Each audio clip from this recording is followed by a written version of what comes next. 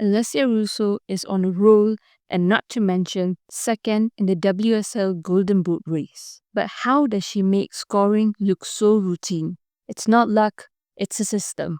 And in the next couple of minutes, I'm going to be breaking down her game play by play so you can take the knowledge and apply it into your own game.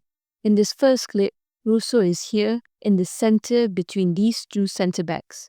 Because she's got her teammates on either side of the half spaces, she takes up the center spot. She uses the penalty spot to guide her positioning. When the ball is played to this Liverpool player, she drops to shadow press, and along with the press from her teammate, Liverpool lose possession. Russo picks up the ball here and drives forward. She takes a touch into the direction of Caitlin Ford. Now this causes the defenders to compact this area because they are anticipating her to pass the ball to Ford. Then at the last minute, she uses her left foot and plays the ball to Kim Little, who is now completely empty. Russo runs towards the back post because Ford has now dragged the defenders to the front post, and Kim Little plays a simple driven cross into the box, and Arsenal make it 2-0.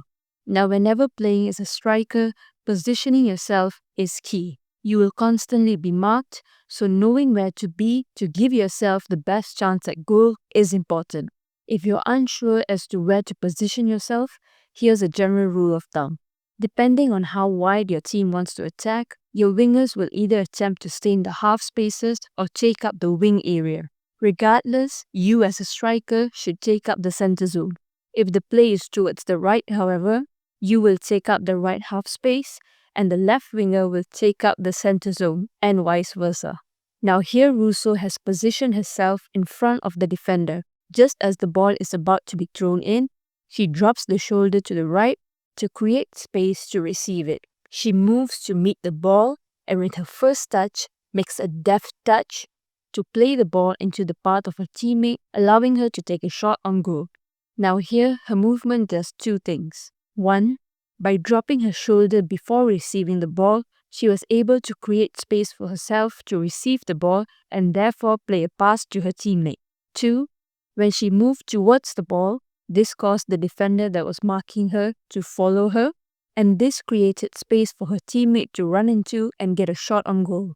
Now when playing at the highest level, players will think 2 to 3 steps ahead to get an advantage over their opponent. If you want to receive the ball in space, you'll have to make a lot of dummy movements. Think one movement for the defender and one movement for me. In this scenario, the drop of the shoulder movement from Alessia Russo was for the defender, and running to meet the ball was the movement that she made for herself. Now, if you're serious about improving your game, get my email from the description box down below and send me an email saying that you're ready for me to analyze your game and that you want to take your game to the next level. Now, in this clip, Russo has positioned herself in between the two centre backs. The moment Emily Fox receives the ball and picks her head up, this was the cue for Russo to make the run. She points her hand to where she wants the ball and runs across the defense line, allowing her to stay onside. Just before she receives the ball, she makes one scan to see how the keeper is positioned, and with her first touch, she plays a lovely little chip into the direction of her teammate, but that gets blocked by the oncoming defender. The ball then comes to her again, and with her first touch, she makes a directional touch, allowing her to immediately get into a position to cross the ball. She plays a lovely low-driven ball, but it gets blocked by the defender again. Now the thing that started this whole attack was Russo's well-timed run. When the ball is with your midfielder or your defender and they have time and space, the moment they pick their head up, that should be your cue to run in and attack. Even if the ball doesn't come to you, you making that run will open up space elsewhere and change the picture on that field. And maybe your teammate might be in a space to attack. Now in this clip, Russo is here. When the ball is played to this Crystal Palace player, she goes to shadow press her, and the press from her teammate allows them to win the ball. She receives the ball and executes a controlled first touch. She doesn't stop the ball, but rather pushes it into the direction that she wants it to go in.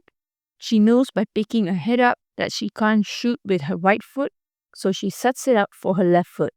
She takes a shot and calmly slots in into the bottom corner. Now, two things here.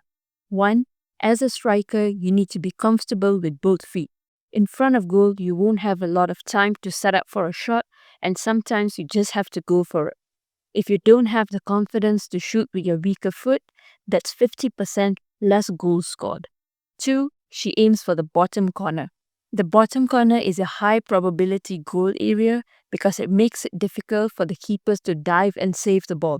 Sure, a shot from 40 yards out or a curler in the top corner would give the spotlight to you, but at the end of the day, a goal is a goal and it only accounts for one. So choose the most efficient option, because it doesn't matter if you shoot from 40 yards out or 4 yards out, you will still only get one goal. Now in this clip, Russo is here. Before the pass is even played by this player, she is already anticipating the pass and looking to move into that area to cut off the pass. She receives the ball and with her first touch keeps it in play while being under pressure near the goal line. She then picks her head up and spots Mead and executes a perfect cutback pass for Mead to slot it in. Now a few things to note here. 1. As a striker or as an attacking player, you always have to anticipate the best possible scenario. You have to assume that the pass by the opposition player will go astray and that you will be able to intercept it. You have to assume that the defender will mishit the ball and that it will fall straight to you. By anticipating the best possible scenario, you give yourself the best possible chance to receive the ball and get a chance at goal. Now another thing to note here is that during the cutback pass, Russo used the outside of her foot to pass the ball. Now one could argue that her right foot is her strong foot and that's why she went for it, which is probably true. But when you use the outside of your foot to pass the ball, it also allows you to pass the ball quicker, because when you run with the ball, you push the ball with the outside of your foot. This would mean that you would be in stride with the ball and that you wouldn't have to make a lot of adjustment to your body to be able to pass that ball accurately. And in a scenario where you're under pressure, you definitely want to be able to pass the ball quickly. So mastering the pass with the outside of your foot is also really important. Now if you want to know how Chloe Kelly plays, then check out this video right here. But thank you for watching and hit the subscribe button down below.